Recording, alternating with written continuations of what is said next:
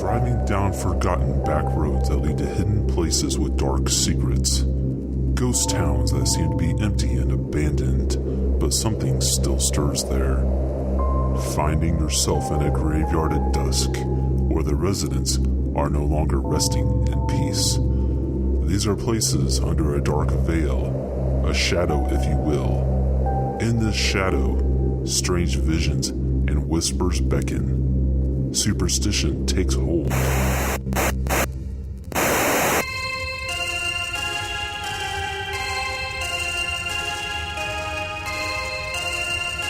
Step into the Black Cat's shadow.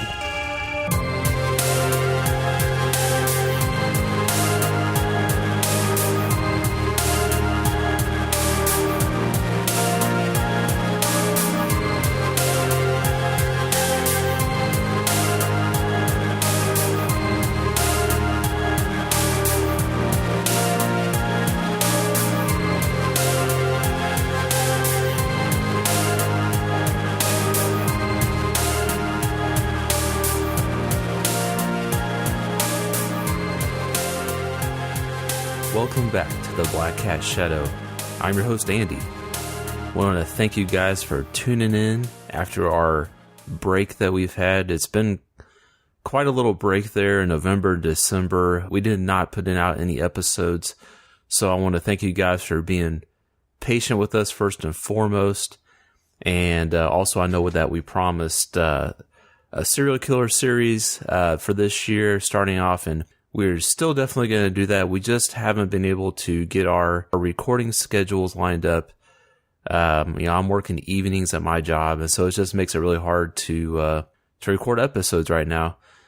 So until we can kind of get together and record our episode on John Wayne Gacy, I'm going to put out this solo episode here for the time being. And what I wanted to do was kind of get back to the roots of the podcast, kind of get back to the reason why I started this podcast. When I started this podcast, I had an idea of what I wanted it to be. I didn't want it to be just another horror movie review podcast. I feel like there are a lot of great ones out there, such as like Terrible Terror, Nightmare Junkhead, Horror Movie Podcast, Fright Club. There's too many to name, really. There's a lot of great horror movie podcasts out there, and I just really, I'm not going to try to compete with them. So I wanted to try to bring something a little bit different to the table.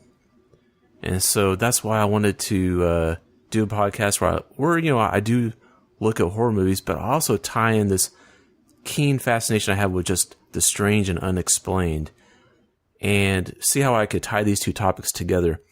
And, different like weird topics, that I've just been drawn to in my life. Everything from like cryptozoology to UFOs to the paranormal to even like spiritual topics, and also weird cults. I have a weird fascination with weird cults. So I want to like do a podcast where I can tie all this stuff together and just have a lot of fun with it. So yeah, that's kind of like my jumping off point here. Starting off the new year 2019, I want to get this podcast back to where I really get excited about doing it. And don't get me wrong, I am very proud about what I've done up to in the last 2 years with this podcast. I'm very proud of all the interviews that we've done and all the movie review episodes that we've done too. But I will also want to incorporate these Mythos Macabre episodes in there as well. This is going to be a Mythos Macabre episode. And if you started listening way back in the beginning when I first started, this is one of the types of episodes that I was doing back then. And basically what this is it's taking a horror movie and exploring the mythology that it builds and kind of picking it apart, like exploring the inspirations for that mythology, whether they be in mythology, urban legends, folklore, or even true cases of the strange and unexplained. So I kind of like just look at some of these weird things that happen around the world and see if it can tie into the movie that we're talking about. Kind of think about, hey, could this happen in real life? Or has there been cases of this kind of thing happening in real life?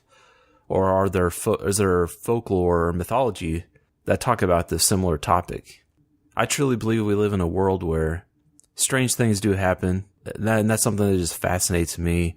So I wanted to create a podcast where I could kind of bring together the fields of horror and the paranormal, supernatural, strange, weird, unexplained stuff, all that stuff. Those are two things that really fascinate me. So this is a way for me to do that, have fun with this podcast.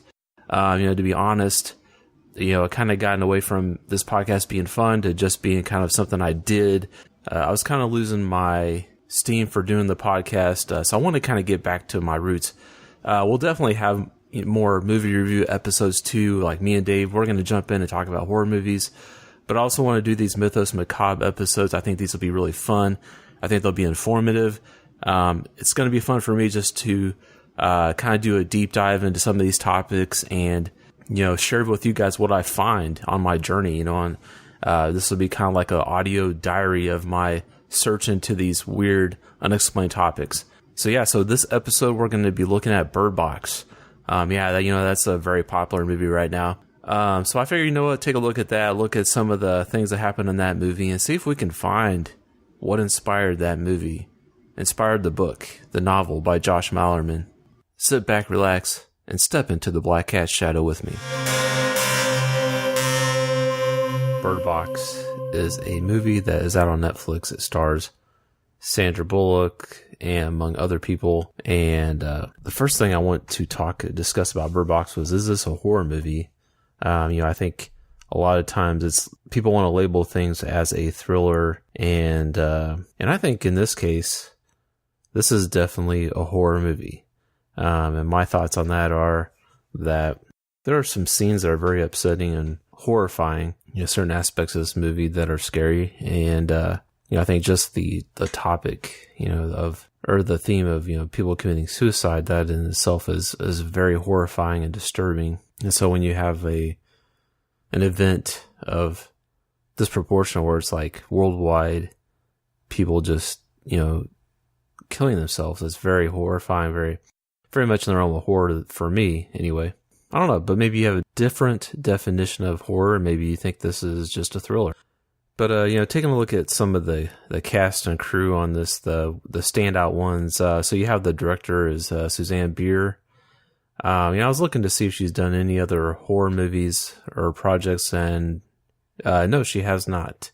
So you have the stars, the main cast here. You have Sandra Bullock, and she was actually in The Vanishing in 1993. Now, is that horror? I don't really know. I have never watched The Vanishing, either the foreign version or the 1993 version. But it sounds like an interesting movie. But then you have, which was probably one of my, I don't know, he's just a great actor. It's John Malkovich, probably one of my favorite characters in this movie. He, as far as other horror things that he was in, he's been in the movie Warm Bodies.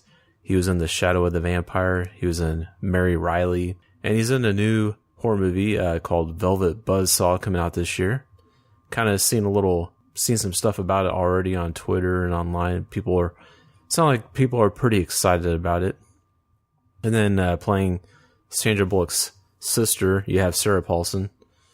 Everybody knows her from American Horror Story. She was also in this 90s TV show called American Gothic.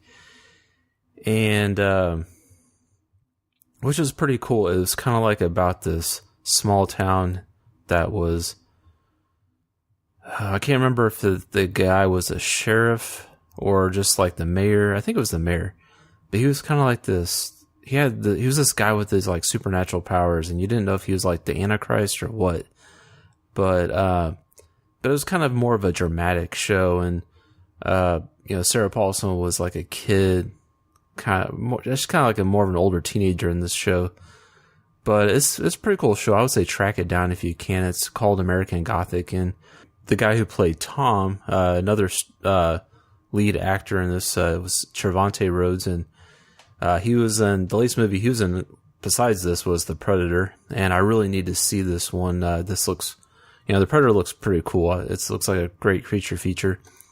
He was in another movie called Open Windows with Elijah Woods. That's from 2014. So that's kind of the horror stuff that he's done. And then you also have B.D. Wong.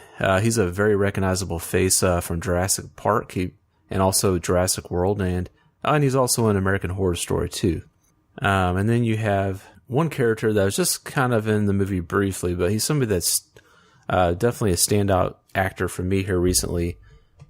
I've noticed him in movies such as The Dark Knight, Prisoners, and he's from Kansas, so that's pretty cool too. His name is David Dastmalchian. I'm not sure if that's how you pronounce it or not, but he is one of the crazy survivors, one of the quote-unquote marauders, I guess that's what they're called in this movie, technically.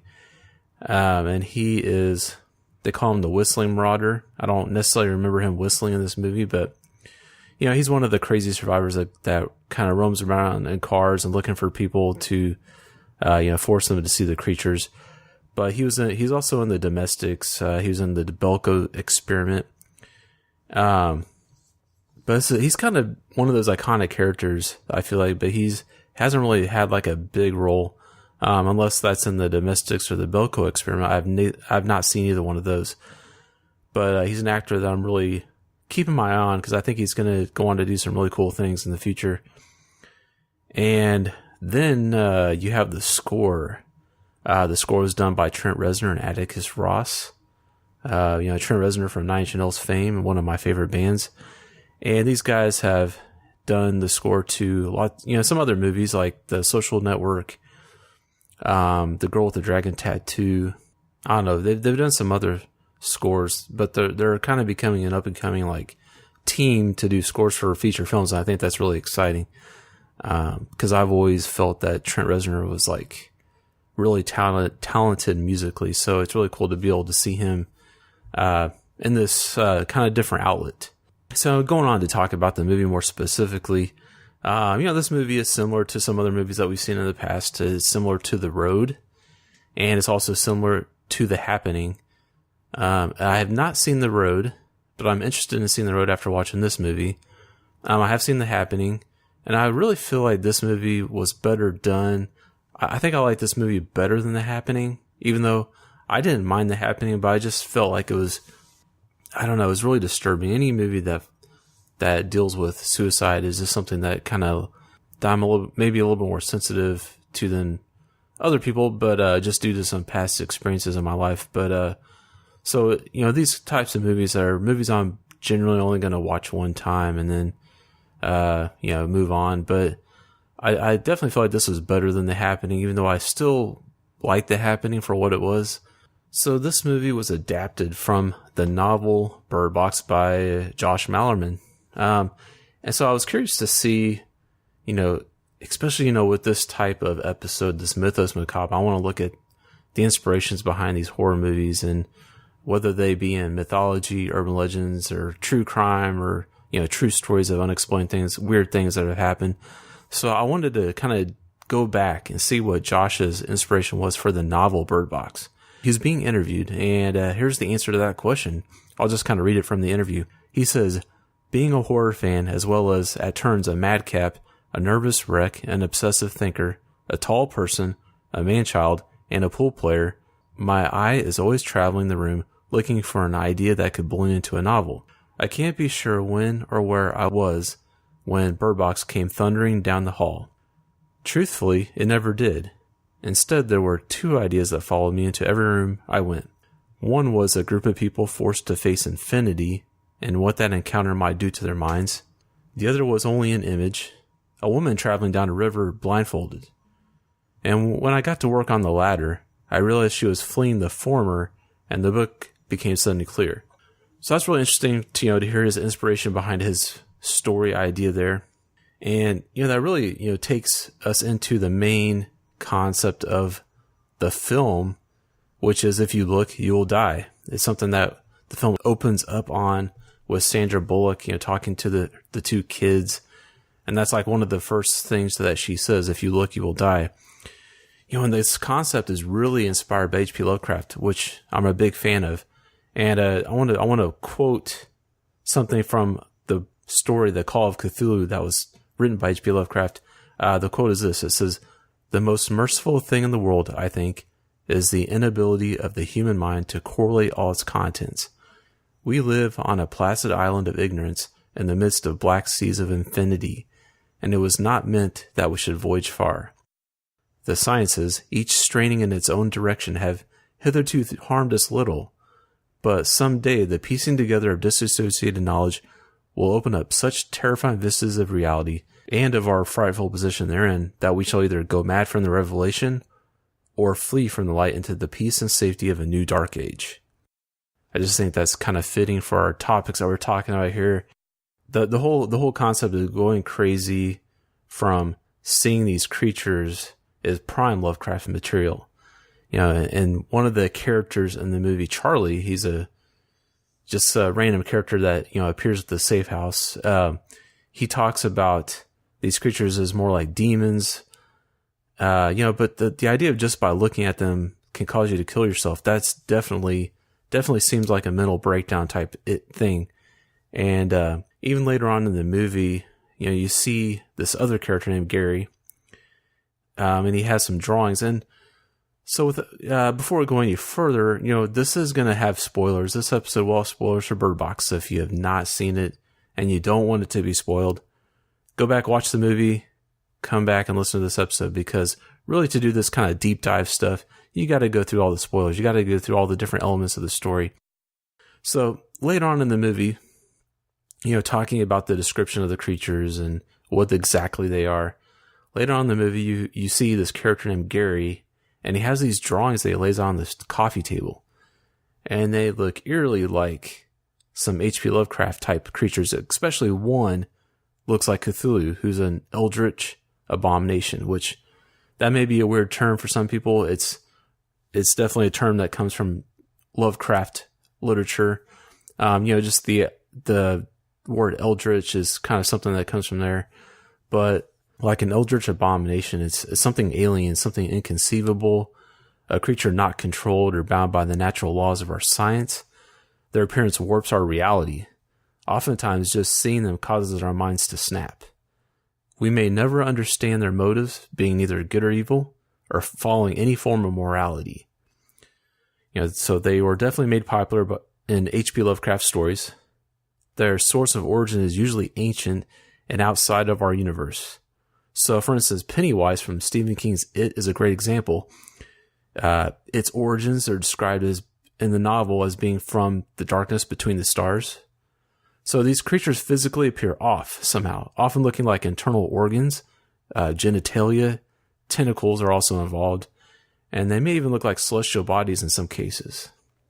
So that kind of gives you a little a little theory about what these creatures could be. You know, read some Lovecraft or something to kind of get an idea of like other examples of these types of creatures. They're some of my favorite kind of creatures in movies. I want to say, trying to name other movies with creatures like this that are in the same vein. I would say, you know, In the Mouth of Madness is a good example. So you have these creatures that come from another dimension, and you know, people, and the whole idea of like reading the novel makes you go crazy, things like that.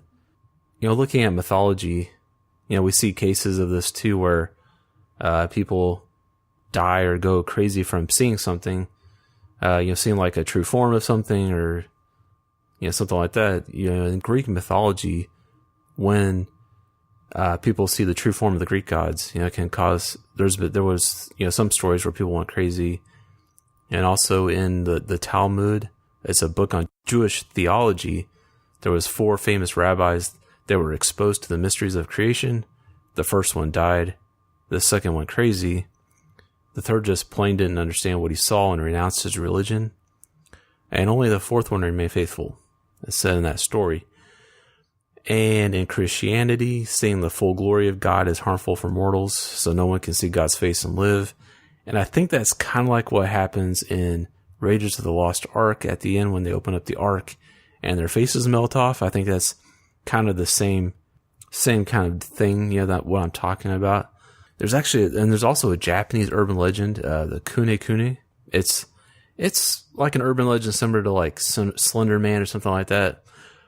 But you know, it's a ghost that appears far off in the distance on the far side of a field in the countryside, and it looks like a long white piece of fabric, just like moving around in a gust of wind. And the name Kuni Kuni means to twist or to wiggle. So, it's a modern yokai or a ghost of Japanese mythology.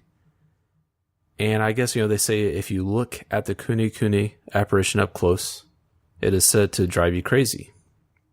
There's also an Icelandic myth of the Draugr, Draugr. Not sure if I'm pronouncing that right, but the sight of them causes madness in some and others to scream uncontrollably until they die.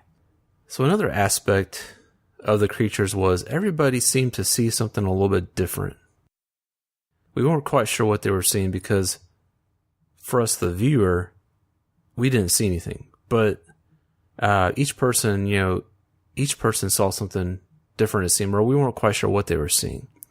So in one scene, of course, at the beginning when Mallory, which is the character that Sandra Bullock plays, and her sister Jessica's driving, all of a sudden she says, what the hell is that? She sees something, but she just asks that question, and you can see her eyes change over into that, you know that something's going on, and she tries to wreck her car. But we don't really know what she was looking at. But Mallory did say that she was very sad, like she never gets sad, and so she was so sad. And then just the next scene after that, we see whenever Mallory is trying to run away to safety, a woman named Lydia helps, tries to come out of her house to help her into their house, and Lydia ends up seeing the creatures but she ends up seeing her dead mother and walks into a burning car, sits down and dies. So that it's kind of ambiguous what these people are seeing, but it seems like it's different for each person. What Charlie explains, in a scene, he says like these creatures take the form of the greatest fear, sadness, loss. But I think for us as the audience, from the audience point of view, seeing nothing is very effective for me. It puts us in the same position as the characters in the movie that can't look at the creatures. So I think sometimes not showing anything is more effective than actually showing the creature. There was actually going to be a scene showing one of the creatures, but the filmmakers decided to not show them. And I saw a picture online, and it was very disappointing for me. Like what it looked like. It looked like a person with like a bald head, and like it just looked like kind of like a weird person, and like that's not really what I picture these creatures. Like I kind of have a mental idea of what these creatures are going to be like, and it's something more like H.P. Lovecraft type stuff rather than just like some kind of like I don't know, deformed human or something. So I'm really glad that they didn't use that creature design in this movie. So I think that would have been a disappointment. One of the most disturbing aspects of this movie was that the whole idea of some people, they don't kill themselves when they see these creatures. They, in fact, seem to serve these creatures after they've seen them. And it would seem like, like I said, this is one of the most upsetting and disturbing aspects of this movie. But, these people that see the creatures and survive, they go on to force others to look at the creatures. They think they're beautiful.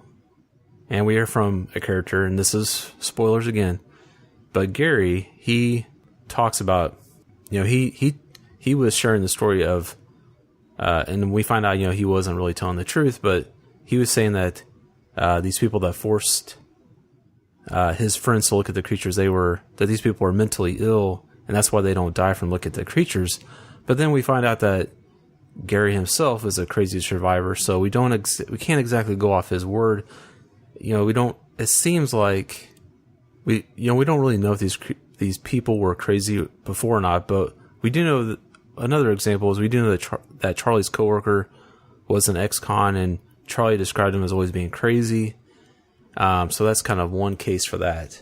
How the people may have been crazy before, and that's how they survived.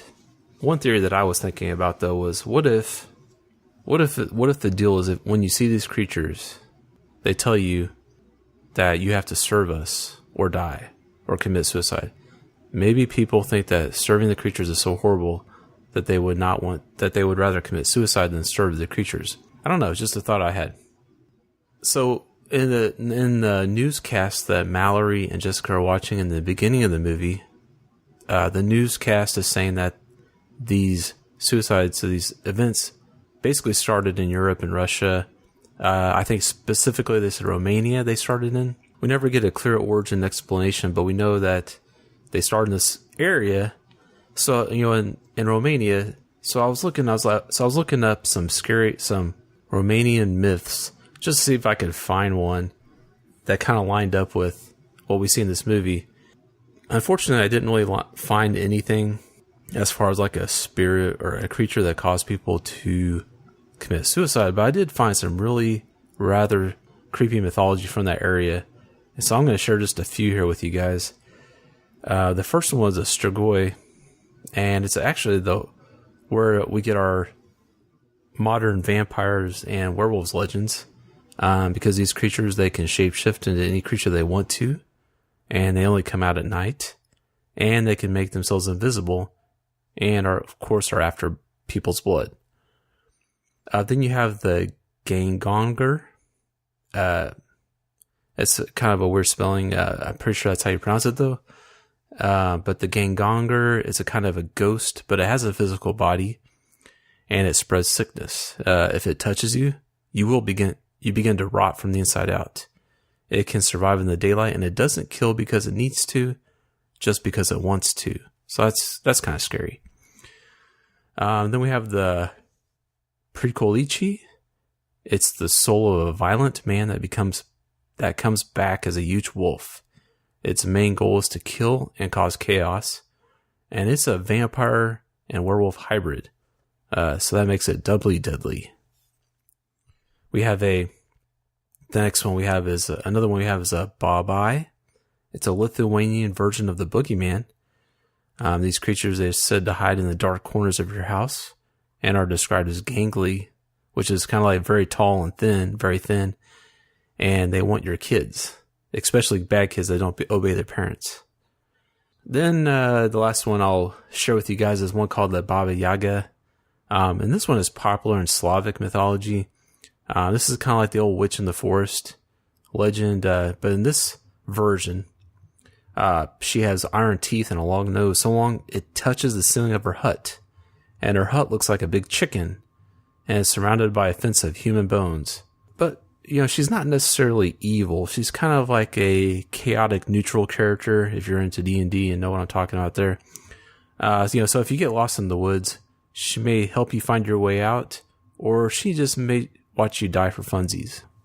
So like I said, I couldn't find a Romanian myth that lines up with the events of the movie, but in Japanese mythology, there are spirits that rule over everything, like off of like each area of life, or there are spirits that rule over like each thing has its own spirit. It's interesting. And there are even spirits that rule over death. And these are the Shinigami, and they're said to invite people into death. They are invisible to everyone except those that are close to dying themselves or have a connection to death. When they are seen, they take on different forms each time, so there's no way to know what they look like exactly. In Japanese religions such as Buddhism, there are the Mara, which is a type of demon. They're said to make humans want to die. Sometimes in this religious culture, it is believed that if a person commits suicide, that they have been possessed by the Mara, and in a state of shock, they want to take their own life. Another folk belief in Japan is that sometimes a deceased person could be lonely in the afterlife and seek companionship, inviting the living to join them. So another interesting aspect that was included in this story of Bird Box was that the birds could sense these creatures. I thought that I like that aspect. We see that a lot in other horror movies as well, like animals can sense evil. I don't know. I guess it's all birds can sense the presence, but they can sense when these creatures are nearby and they start chirping very loudly. Mallory first discovers this when they're at the supermarket and they find birds that were left there. At the store, they run into one of the crazy survivors, but they're not yet aware of the danger they were in. The birds start chirping and flying around the cage, so that tips Mallory off that something is not quite right. Something's wrong. So looking at mythology with this kind of thing, and one of the myths of Merlin, he uses a magical spell to disguise himself, but a dog could sense that he wasn't who he looked like. Also in Zoroastrianism, it's a monotheistic pre-Islamic religion of ancient Persia, founded by a guy named Zoroaster in the 6th century BC. In that religion, dogs are believed to ward off evil spirits. And I actually believe that animals can sense things that we can't. For instance, I have a cat, and I've never really mentioned him before. I really should have, because his name is Benny, and he's a black cat. So he would go perfect, as a mascot for Black Cat Shadow. But anyway, there's been one time in a place I used to live where my cat was acting really strange. He saw something in the middle of the living room and ran around behind some furniture and was looking in the middle of the room. Like, he was actually standing up on his hind legs and looking up over the back of the furniture, and like he was looking at something in the middle of the room. It was really freaky. So I definitely believe that animals can sense things like that.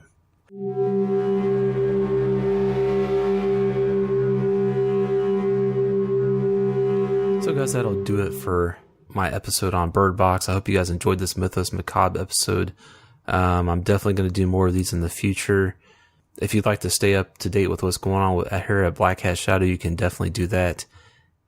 On Twitter, you can look us up. We're at Black Cat Podcast. On Facebook, we have a Facebook page. Just look us up there, and also on Horror Amino, and working on a website.